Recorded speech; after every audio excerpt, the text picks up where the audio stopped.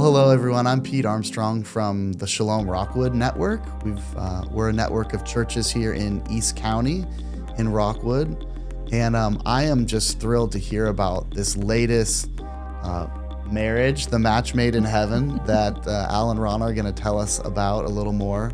So tell us about this latest development that's happened with your organizations. Rhona, you want to go? You want me to do it? I say you go. Oh boy. Okay. Yeah. So it is a beautiful marriage. It's interesting. Faithful Friends has been around for 11 years, and Transitional Youth for 33. Wow. And we've been partners for several years. We've done events there at their Breaking Cycles Cafe, and we're both faith-based. So here we are in Portland. They say how agnostic it is, but it's not as agnostic as people say it is. Yeah. So we've been around for a while, and we were struggling financially, and we wanted to keep the program going. And we talked to the board and to my staff, and we had a short list of things, and faith-based was one of the first things that we wanted to make sure. So we talked to many organizations, and it just became this incredible natural fit. It was just really strange because I talked to Bert, the board chair and founder, and Rhona and I, and it seems like every meeting that we had, there was no red flags. There was no what ifs or curveballs. And we were like, this is just going too smooth, But it just became so blatantly obvious that God ordained this and brought this together. And it was this force of gravity that just could not be fought. So we just feel so blessed to be a part of it because we want to continue our program. We want to serve more kids. And we have the same demographics. We have different age kids. So by coming together, we can really fully wrap our arms around all kids in the greater Portland area. And serve them. That's what I was hearing. So, I think about like the students that we serve as a church, the after school, ministry, the youth group, even thinking about like some of the folks in our church that have maybe grown up on the streets, been incarcerated, been in foster care families. I'm just so glad to hear about this. Share like how you guys are going to walk with people really from birth through their mid-20s. Yeah, so Transitional Youth serves at-risk youth, homeless and at-risk youth in Oregon and Washington. So we have 4 homes, and one of the homes is for teen moms and babies. Okay. And so we serve infants and small children there. And then we have another girls' house just about 10 minutes from this door, actually, here in East County.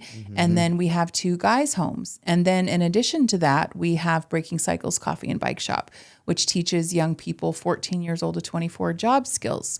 And so how we're going to blend is kind of closing the gap in age. Again, Al mentioned that we're serving the same demographic, just different ages. And so this literally covers birth through 24 years old. Nice. Yeah. Amazing. Yeah. Oh, well, you guys are making a big difference in the community, and seeing that come together is what we need. East County has the most young adults, in Multnomah County. And so we all need to come together and fulfill the role that God has for us. I agree. Yeah. One of the ways we've enjoyed partnering with you guys so far is, not only there's folks from our church that mentor and, right here in our neighborhood, but we've also done a couple car shows together, which has been a lot of fun. And what are some ways that churches can partner with you guys as you move forward now as one entity? Yeah, there's a few different ways. And one of the beautiful things about this marriage is they had relationships with churches that are selling their coffee, Sunday to their parishioners. And we have relationships. So we know some, but there's not a lot of overlap, which is great. So a lot of ways that folks can get involved is we're always in need for volunteers. First thing we ask is that you pray for us. But we could also use help with volunteers. We also have mentors that we're looking for both camps, because these youth homes that they have, they need mentoring, whether it be job skills or whatever. We need mentors to help our kids. And then also financially, we need that too, because that's important to keep the program going, because it's just so much harder for a kid these days. I'm 60 years old. I didn't have the crazy drugs that are out there on the street, didn't have social media. It's just so much more challenging for these kids, so there's a lot of different ways people can give. Yeah. Well, it's a season of giving as we think about, the Lord coming and the gifts that he brings to us, and this kind of cultural generosity that we have even in November and December. And so what are some just ways that we can follow up, or ways that we can be generous? Well, I think there are a lot of ways, and I look at it as investment, right? We're investing in our community. We're investing in young people. Yeah. We're investing even in our own lives as we give, Yeah. God's The future of our culture, the future of our churches. Absolutely. And so obviously with mentoring, stepping up to volunteer financially. And then in terms of our homes, we have the 4 homes where youth live long term. Anything that you can imagine you need for your own home, we need for our homes as well. Yeah. Whether it be a group of folks that can come in and teach a group of girls how to make a special dish or yard work or things like that. There's always so many ways to give. And what I love is the diversity of God's body. Yeah. How many gifts people bring to the table, whether it be music lessons or, a knack for numbers and being able to sit down with a youth and help them in finances or so many different ways. It's just, it really is this, sky's the limit. There's really no limit to it. That's cool. So I hear that there's a new organization in the neighborhood. I hear we're kind of neighbors with this new church connection you have. Yeah, we are neighbors. We're really excited to move east. We just moved our corporate office from Beaverton out here to the east side, and we are housed in a brand new church called Restoration Church, and we are so excited. And with that comes we're calling it the Resource Center. And so it will be a drop-in center for youth. It will be a job training location in addition to breaking cycles for culinary apprenticeships and teaching kids job skills. And then our corporate offices are there. So we're super excited to be out here. Yeah, we need those third spaces in our community where teen and youth can hang out. And so every time we drive past to go to Costco, we're going to pray for you guys. Thank you.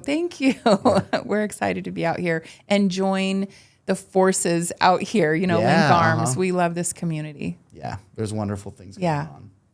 So what's coming up the next few weeks that we can jump in on? Yeah, thanks for asking. We have a few different events because you talked about how this is a season of giving. It's important for us also. So we have 3 different campaigns that we're doing. We have Giving Tuesday that's in less than 2 weeks, which is fantastic. And a lot of folks don't even realize that they might work for a corporation like a Nike or an Intel that actually matches those donations and make a big difference. We also have an exciting event. It's the 14th of December. Yep, it's a Christmas concert with Patrick Lamb at Mount Hood Community College. Yeah. Oh, nice. Yes. Yeah, and that's an event that's going to be a lot of fun, and it's a fundraiser. It's going to be the first event that we do together that we co-produce. So it's going to be really, really exciting. And then traditional to most nonprofits, we have our end of year campaign for both nonprofits where we're trying to raise money. We've got a generous donor from Transitional Youth that's matching any $30,000 in any new donors. So and it doesn't matter if it's a $5 donation or 10, it all adds up. Yeah. So those 3 campaigns, what we're hoping to do is build a bridge, if you will, a foundation. So there's this nice pool of money that we're able to raise to start this new nonprofit. Not really new, but there's some organizational, operational things that we have to do. Yeah. So it just makes it a lot smoother. Yeah, set up really well for 2025. Exactly. Yeah, that's great. Yes. So how do we keep in touch with you moving forward? Yeah, there's a few different ways. So you can go to our website. So we're faithfulfriendspdx.org and transitionalyouth.org. And then also Breaking Cycles. Is it .org also? It is .org, yeah. That's what I thought. And it's BRAKING. It's a play on words. So you can go to our websites. We have a blog that we do where we talk about different events. And we're also going to have a special event that we're going to tee up. We don't know what platform we're going to use, but basically it'll be an opportunity for folks to ask questions. Because we may have a donor or a mentor or mentee that has a question. Hey, how's this all going to work?